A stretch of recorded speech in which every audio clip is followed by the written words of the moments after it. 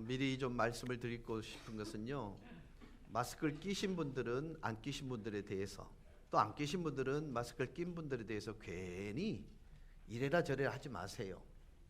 괜히 아셨죠? 뭐, 이거 선택이니까요. 그래서 그런 부분에서 혹시 부담을 갖지 않도록 부탁을 드리겠습니다. 하박국은요, 하나님께서 자신에게 허락하신 감당해야 될 그 짐, 그것 때문에 자신에게 허락된 모든 에너지들을 소진하고 맙니다. 하박국이라는 이름의 뜻이 끌어안다라는 의미라고 말씀을 드렸습니다. 그 의미처럼 자신이 감당해야 될 민족적 타락, 아픔, 단절, 분리, 그리고 정죄함, 이런 모든 짐들을 끌어안았습니다. 이것은 하나님이 주신 짐이기도 하지요. 그래서 그 짐을 자신이 마땅히 져야 될 짐으로 여겼던 것입니다. 끌어안음으로 여겼던 것입니다. 그리고 그는 그 짐을 자신의 모든 에너지를 소진시켜 가면서도 감당했습니다. 그러면서 그는 감당하는 방편으로 가슴을 찢으며 하나님께 하소연합니다. 하나님 제발, 여러분 한번 생각해 보세요. 유일하게 깨어있는, 그리고 유일하게 하나님을 향해 있는, 극소수로에 제한되어 있는 그 깨어있는 사람들의 울부짖음 자체가 하나님께 들려지지 않는다라는 그 외로움, 그 불공평함. 하나님 분명히 의인 10사람이 있으면 그 공동체를 멸망시키지 않겠다는 약속을 해주셨던 그분께서 이렇게 치열하게 민족의 아픔을 안고 민족의 타락을 안고 울부짖는 그에 대하여 처절하리만큼 침묵하고 있다고 느껴진다고, 그런 생각을 해보세요.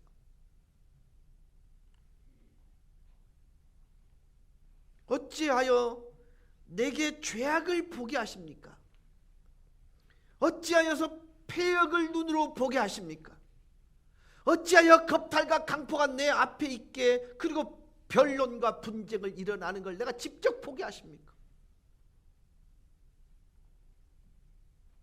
하박국이 눈을 들어서 바라보는 것마다 폭력이 난무했습니다. 사회적 불의와 부정이 팔을 치고 있었습니다. 부자들은 가난한 자를 압제했습니다. 귀족들은 법을 무시하며 자신들의 이익을 챙기기에 급급했고, 유다 전 지역이 양분화되고 3분 5일 됐던 것입니다.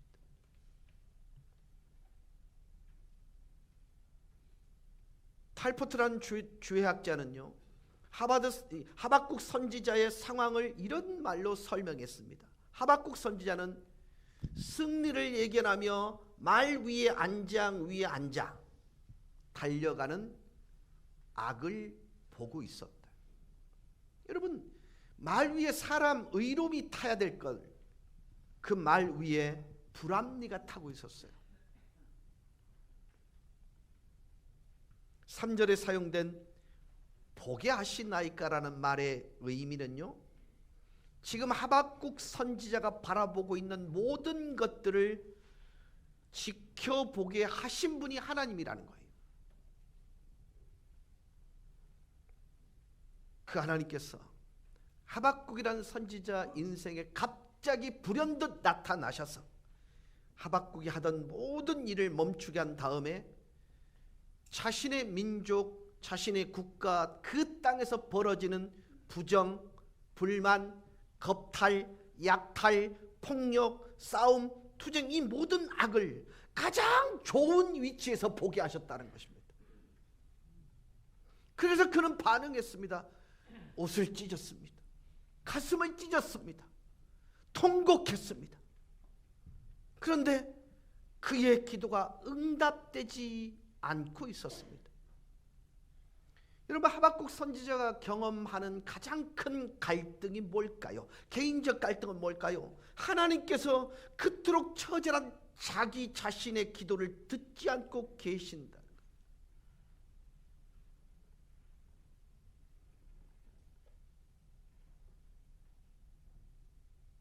하나님께서 자기와 자기 자신 조국 유다는 전혀 고려하지 않고 계신 것처럼 느껴지고 있었다는 것입니다. 하나님께서는 하박국 선지자와 유다를 전혀 고려하지 않고 계신 것처럼 보여졌습니다. 여러분 아십니까? 모세의 율법은 이스라엘 백성에게는 가장 근본적 가치입니다. 본질적 가치입니다. 세번역 성경 4절 말씀을 읽어보면 하박국 선지자가 그 율법에 대해서 어떻게 선포하고 있는지를 알 수 있습니다. 같이 읽겠습니다. 율법이 해이하고 공의가 아주 시행되지 못합니다. 악인이 의인을 협박하니 공의가 왜곡되고 말았습니다. 이 해이하고라는 단어는 문자 그대로 마비되었다라는 거예요. 기능이 멈춰버렸다는 것입니다. 영향력이 끝나버렸다는 얘기입니다. 여러분 우리 그리스도인들은요 가장 강력한 그 사람을 변화시키고 그 사람의 결정을 결정짓게 하는 결정적인 바로메다가 뭐냐면 하나님의 말씀입니다. 근데 그 말씀의 기능이 그 말씀을 통해 변화되는 시도들이 멈춰져 버렸다는 거예요.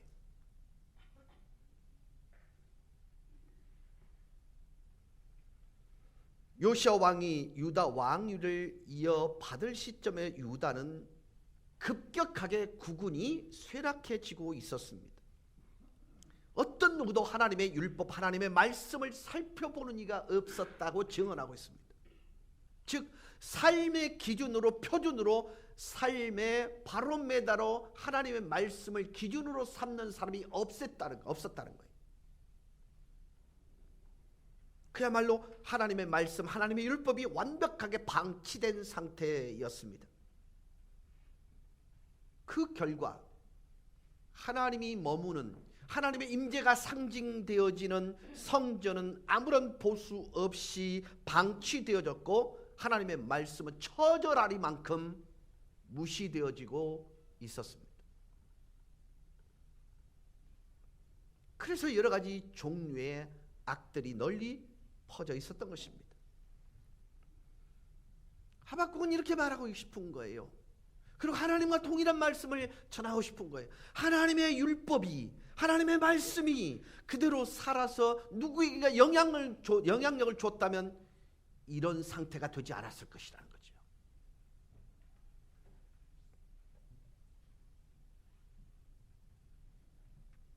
그런데 이 모든 과정이 마비되어 버렸습니다. 하박국 선지자는 이 모든 일련의 과정을 보면서 살아계신 하나님께서 유다를 전혀 고려하지 않은 것처럼 보고 느꼈고 그런 어떤 부분들을 실감할 수 있었던 것입니다. 계속해서 부자들은 가난한 자의 몫을 강탈해 갔습니다. 그 땅은 상상할 수도 없는 악으로 가득 채워지고 있었습니다. 그리고 하나님의 율법은 훼손되어졌고 사람들에게 무시당하고 철저하게 방치되었습니다. 어찌되었건 하박국에 있어서 가장 큰 비극은 하나님께서 자신의 조국 유다에 어떤 이 모든 일어나게 하신 일이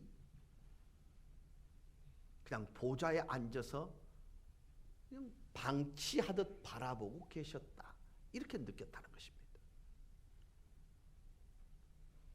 그래서 이 하박국은 하나님께 이런 질문을 합니다. 하나님께서 그렇게 선하시고 인자하신 분이시라면 어찌하여 이 나라에 이러한 일들이 반복적으로 일어나도록 허락하신단 말입니까?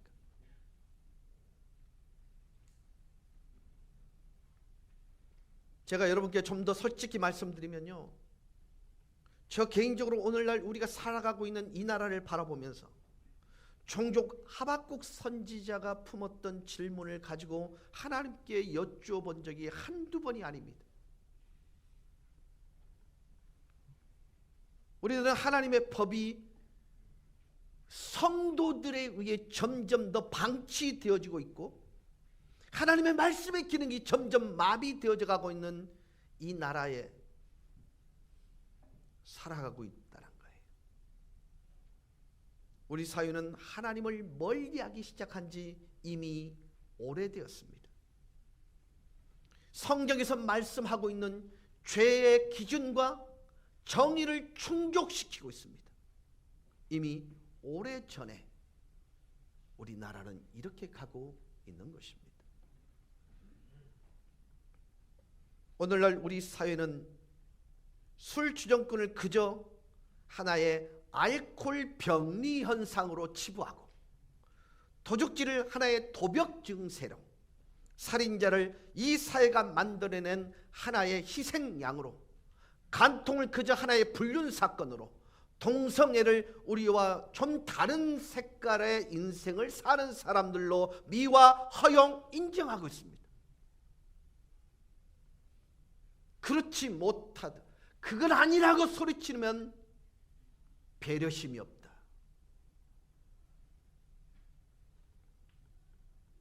우리들은 믿음의 선배들을 죽음으로 내몰았던 여러 가지 죄악들을 사회적인 권리라는 이름으로, 사생활 보호라는 이름으로 허용하고 있는 것입니다.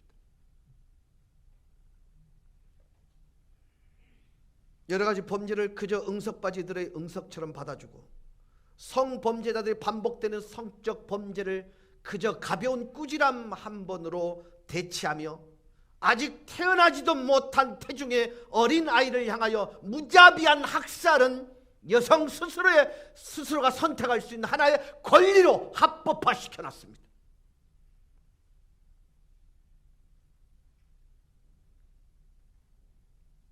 그리고 나날이 번성하고 있는 유튜브 산업은 표현의 자유라는 가면을 쓰고 이 사회의 일원으로 버젓이 자리 잡고, 알고리즘을 통해서 양극화시키는 천병 역할을 감당하고 있습니다.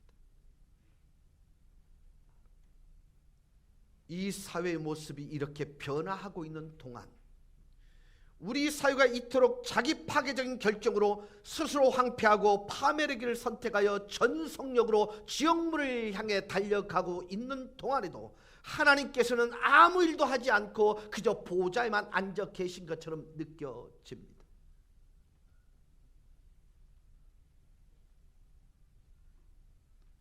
어느 문명 작가가 이런 말을 했습니다. 이 세상에서 우리들은 무질서 상태에 놓여 있으며 기독교의 본질은 변해버렸고, 또 교회는 그 사실에 아무런 감각도 느끼지 못하고 있습니다. 저는 창세기 6장 3절에서 악한 이 세상을 보시고 하나님께서 하신 말씀을 기억하고 있습니다. 같이 보시겠습니다. 나의 영이 영원히 사람과 함께하지 아니하리니. 다른 말로 말하면 하나님께서는 언젠가 이 사람으로 하여금 자신이 스스로 만든 결정에 책임을 지도록 하시겠다고 말씀하고 있습니다. 우리들은요, 종종 우리나라의 상황을 보면서 하나님을 비난합니다. 하나님께 책임을 전가하기도 합니다. 그러나 아주 단순하게 이 사실을 정리해 보면 단지 우리들 스스로가 한 결정으로 인한 결과를 우리들이 그 상황에 직면하고 있을 뿐인 것입니다. 하나님이 그렇게 하신 것이 아니라 우리들 스스로 그렇게 한 것입니다. 아주 분명하게 말하자면 우리나라는 하나님이 원하시는 나라가 되기를 죽었다 깨라도 원하고 있지 않은 사람들에 의해 주도되어지고 있습니다. 학교 교육체계, 경제구조, 사회 전반적인 영역에서 하나님이 원하는 나라가 되기를 원치 않고 있습니다. 우리들이 뿌린 결과를 우리들 스스로의 손으로 거두고 있다고 해서 우리들이 하나님을 비난할 수 있는가 하는 것입니다.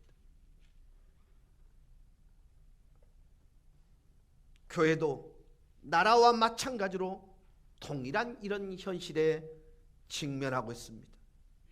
우리 교회도 하나님이 원하는 것을 끌어안기보다는 그저 각자 자신들의 교회 활동을 강화시키기 위한 것들만 소망하고 있습니다. 저는 개인적으로 중도에 하나님의 뜻을 포기해버린 여러 교회들 속에 이런 모습을 봅니다.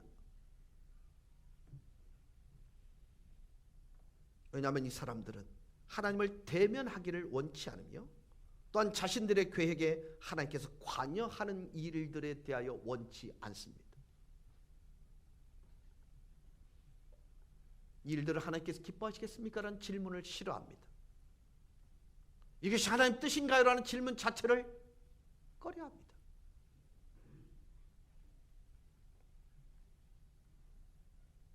결과적으로 하나님께서는 그들의 사역과 일들을 길거리에 던져버리는 결과를 초래하게 될 것입니다. 그리고 그들의 교회 정문에는 하나님께서 슬프도다 라는 문구를 걸게 될 것입니다.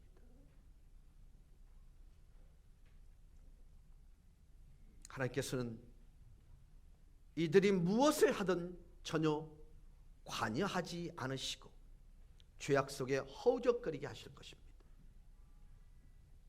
하박국 선지자는 정말 어려운 이 질문에 답을 발견하도록 치열하게 노력하였습니다. 하박국은 지금 정말로 감당하기 어려운 질문을 짊어지고 있고 개인적으로 엄청난 전투를 감당하고 있습니다. 그래서 그는 하나님께서 축복을 약속하셨음을 발견하지 못하고 있었습니다. 사랑하는 성도 여러분, 하나님의 침묵은 거절이 아니라 여전히 축복을 약속하셨음을 기억하셔야 합니다. 하박국 선지자가 자신의 짐을 지르고 하나님 앞에 씨름하고 영적 전투를 치르고 있을 때에 아주 거대한 어둠 속에 한 줄기 빛을 발견합니다. 하박국 선지자가 응답을 받게 됩니다. 4절에서 하나님의 완전한 침묵이 있은 다음에 드디어 마침내 5절에서 하나님이 입을 여십니다. 5절입니다. 너희는 민족들을 눈여겨보아라. 놀라고 즐겁한 일이 벌어질 것이다. 비록 하나님께서는요, 하박국에게 하나님 당신 자신의 행적을 드러내시지는 않았지만 하박국이 경험하고 있는 갈등하고 아파하는 모든 과정들을 지켜보고 계셨습니다. 하나님께서는 하박국의 그 처절한 울부짖음을 듣고 계셨습니다. 하나님께서는 하박국 선지의 영혼을 짓누르는 그 무거운 민족을 향한 짐을 지켜보고 계셨습니다. 그리고 이제 하박국에게 반응하십니다. 그리고 계시를 보여주십니다. 문제는 일일이 하박국에게 설명하지 않으십니다. 하박국 선지에게 필요한 것은 하나님으로부터 온 응답이 아니었습니다. 하박국에게 필요한 것은 하나님을 향한 새로운 인식이었습니다. 생각의 변화였습니다. 여전히 하나님은 하나님이시란 사실, 그게 필요한 것은 이런 모든 상황에도 불구하고 여전히 하나님은 하나님이시란 사실, 이 문제에 관한 진리는 하나님께서 우리들에게 지불해야 하는 의무가 있음에도 불구하고 실행하지 않는 빚지고 계시다는 것이 아니라 우리에게 그 어떤 해설을 해주신 것도 아니고 하나님께서 자신을 우리에게 계시하심으로 우리를 축복하셨다는 거예요. 우리는 종종 하늘에서 이렇게 말해주기를 소망합니다. 이 목사, 내가 네 기도를 들었어. 내가 그렇게 해줄게. 여러분요, 저에게요, 하나님은 결코 이렇게 하신 적이 없으십니다. 적어도 저에게는요. 그리고 앞으로도 그럴 일이 없을 것입니다.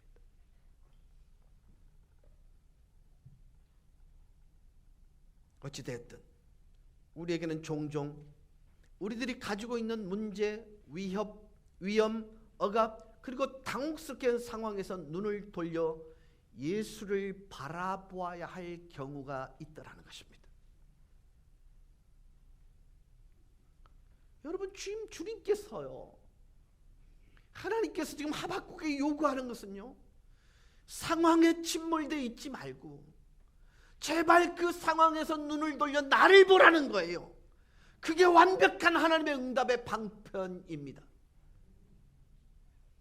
이 모든 것들을 우리 주 예수 그리스도 앞에 내려놓아야 할 때가 분명히 있습니다. 눈을 돌려 예수를 바라보십시오. 주님의 얼굴에 가득한 경이로움을 보실 수 있길 바랍니다.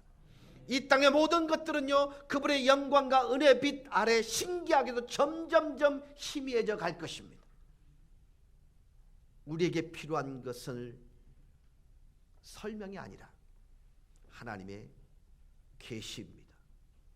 만약 여러분들이 인생의 항해에서 여러분들 집어삼키려는 어떤 상황에 직면하게 된다면 그 상황과 환경을 납득하려는 노력을 잠시 멈추고 그 문제에 대한 해답을 발견하기 위한 노력을 잠시 중단하시고 그 문제 해답 되시는 하나님에게 그리고 잠잠히 예수 그리스도를 바라보실 수 있기를 주의 이름으로 축원합니다.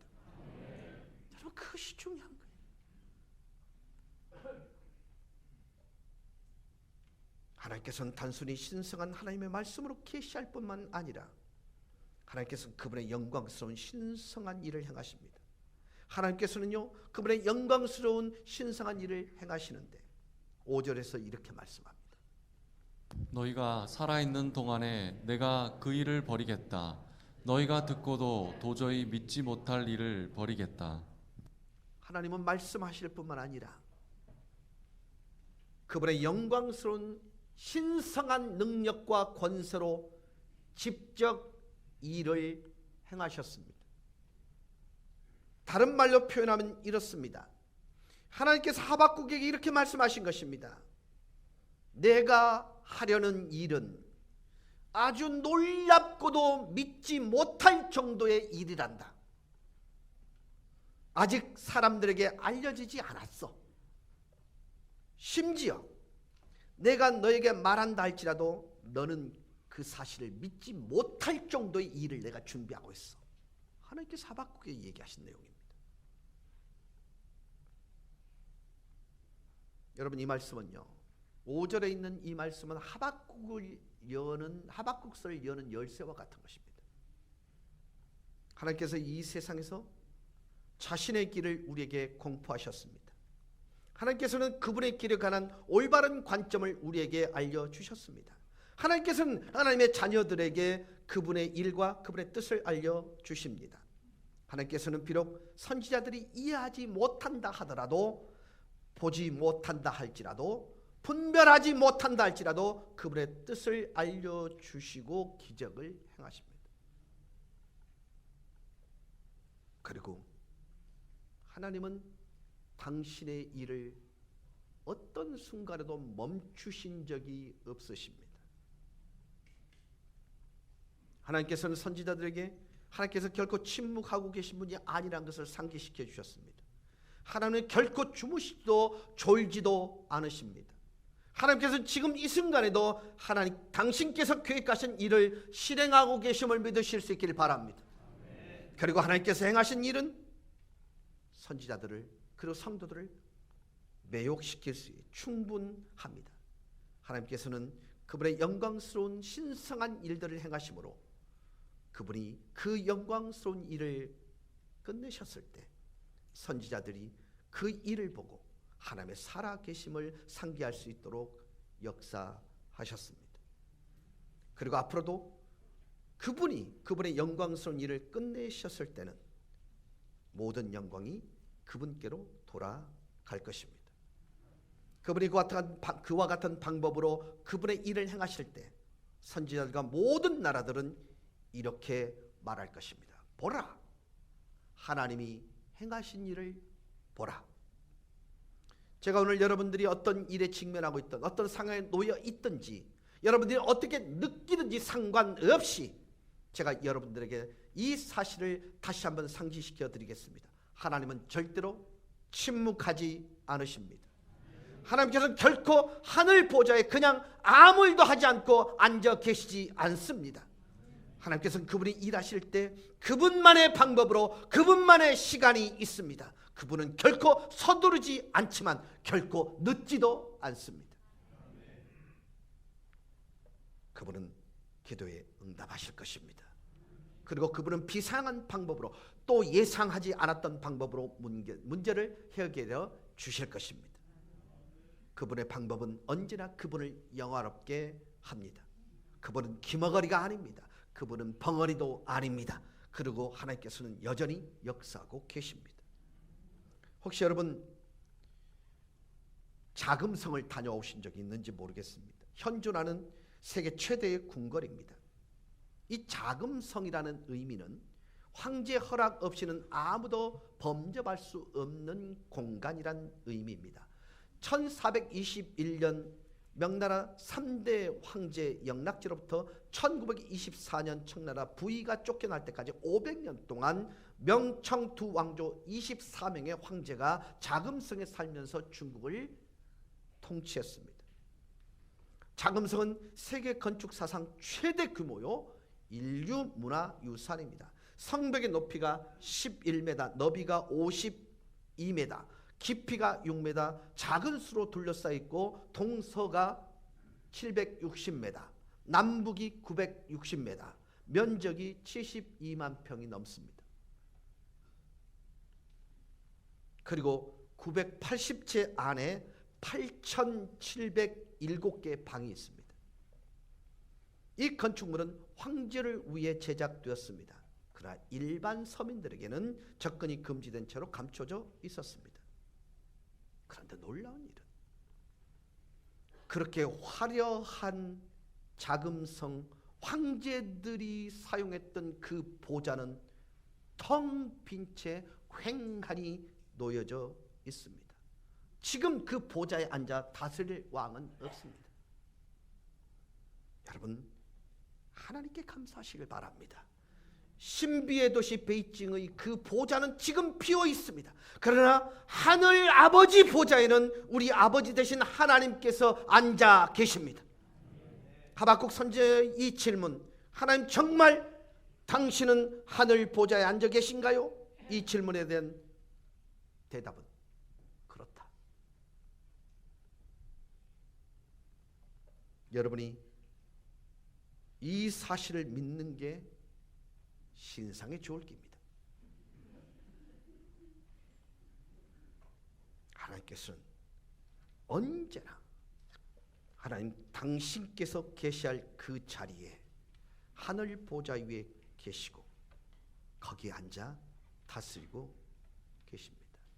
동시에 성도된 저와 여러분 모두는 하나님 아버지의 시야에서 벗어난 것이 단 한순간도 없었다는 사실을 기억하실 수 있길 바랍니다.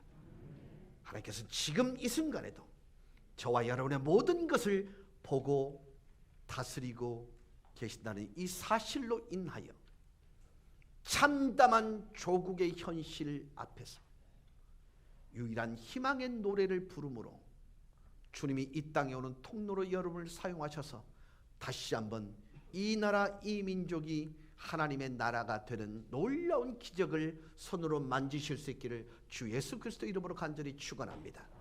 우리 다 같이 기립하셔서 찬양하십시다.